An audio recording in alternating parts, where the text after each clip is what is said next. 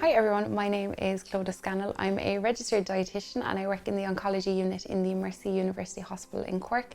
I'm also a PhD researcher in the area of cancer and nutrition, and I work with the Clinical Nutrition and Oncology Research Group, which is based out of UCC. And today, on behalf of Cushnor, I'm here to present on food safety during cancer treatment. So cancer is not a one-size-fits-all, so this video is just intended for a very general oncology audience, and the information in it should not precede any information you've been given by your oncology team who know you best. So food safety, why is it important? Well, food safety is always important, but when we have cancer and we are going through treatment, I suppose we are a little bit more susceptible to infection and to certain risks, and that includes food safety. So cancer and its treatments can cause something called neutropenia, and when we are neutropenic, it means we have a reduced level of white blood cells. And white blood cells are the little guys that go around and they protect us from infection and from disease. So if we have a reduced number of them, which is something that happens with chemotherapy, and we know that it happens, but it makes us a little bit more at risk. So food safety is very important. And in this video, I'm just going to talk, I suppose, about some very general food safety tips. And they might seem a little mundane, they might seem really obvious, but sometimes it's nice just to get a refresher when it's relevant for us. So to reduce the risk of infection, I suppose one of the most important things we need to do is to keep raw food and ready to eat food separate and away from each other. So what comes to mind is maybe if we're having some chicken or some beef or some pork with some vegetables that have been kind of chopped up and prepared.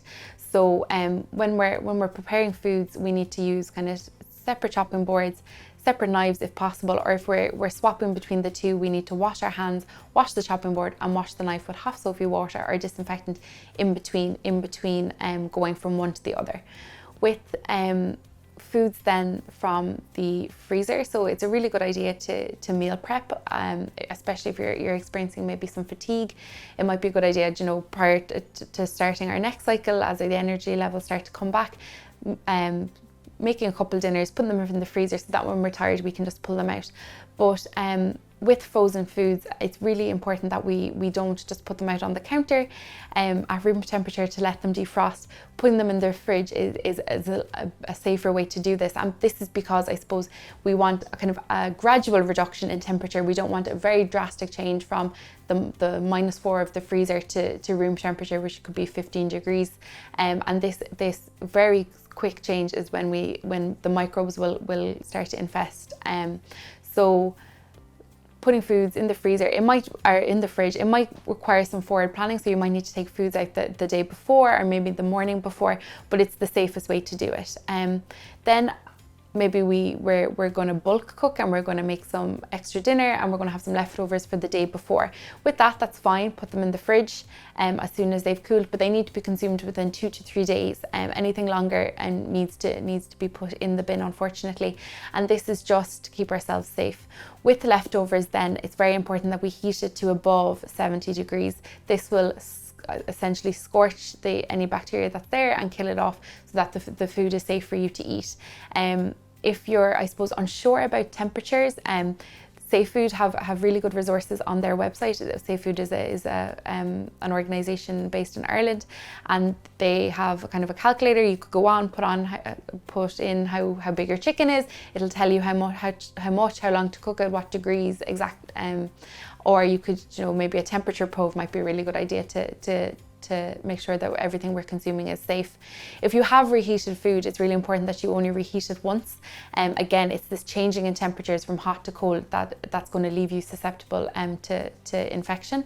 And if a food has been defrosted, it can't be refrozen, so it has to be consumed or unfortunately put in the bin. Another maybe probably obvious one is to always wash our fruit and vegetables, even if the package says pre-washed. So I know it says it on a lot of maybe like spinach and kales and lettuces that it's pre-washed, but just to be safe, I mean, this hopefully is just for a short duration of time while you're going through your treatment. It might not be forever, so just taking the extra precautions can be beneficial for you. So again, it might be obvious to say, but maybe avoiding the kind of bruised or moldy fruit and vegetable that's been left in the fruit bowl for days or maybe even weeks, to put them in the bin. Similarly with breads, I know sometimes you can just pick off the kind of brown or the blue moldy bits, but look, just to be safe, I would put them in the bin. Again, another obvious one is to check the use by dates, the best before dates, and just make sure that you're following them. It might be okay to go kind of 1 or 2 days over when we're not unwell and we're not getting treatment, but while we are, I think sticking to them regimentally is the best thing that we can do.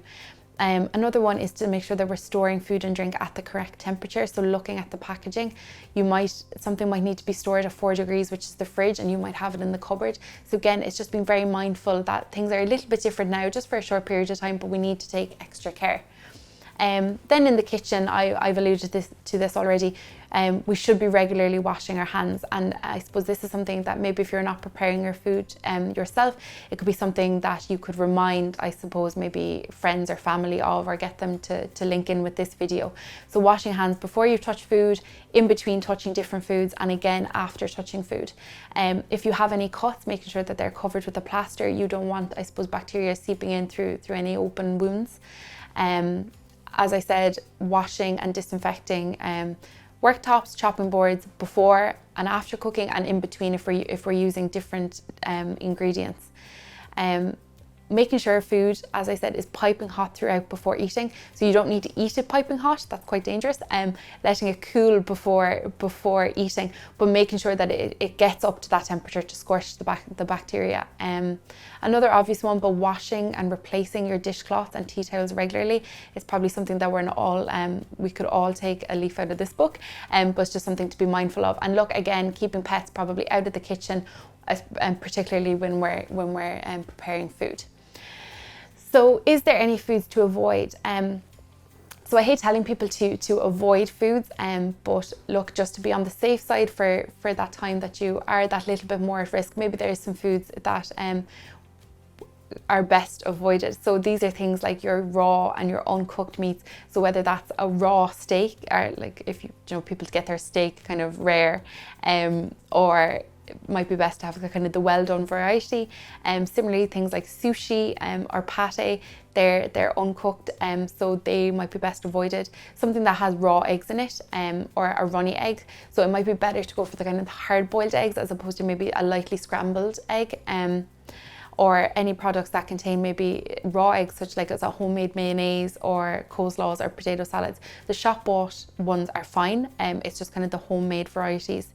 Again, maybe some cold meats that have been like smoked but not essentially cooked. So like a salami or certain types of pepperonis and chorizos. With yogurt then, there are ones that contain kind of like a probiotic. So probiotics are live bacteria. They're good bacteria, they're good for the gut. But for the time that we're that little bit more at risk, it might be better to just get your regular full fat yogurts, or avoiding the ones that have the live bacteria in them. There's lots of milk, cheeses and milks then that you can get that are unpasteurized. So something like a brie, a camembert, a feta, so those kind of foods are probably best avoided.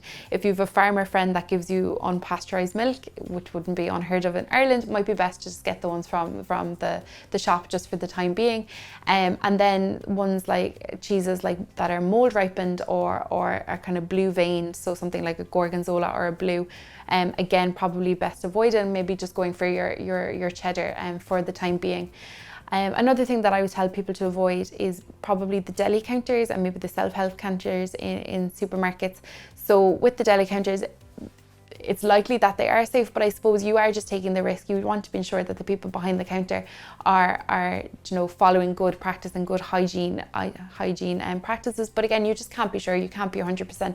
So just to keep yourself safe for this duration of time, I would maybe say best avoided. Similar to say like a self-help counter in a supermarket, you might be going for say a salad or like a couscous, but what's saying that someone I suppose maybe a couple hours before didn't stick that ladle into a homemade potato salad or coleslaw or something that's at the verge of going off.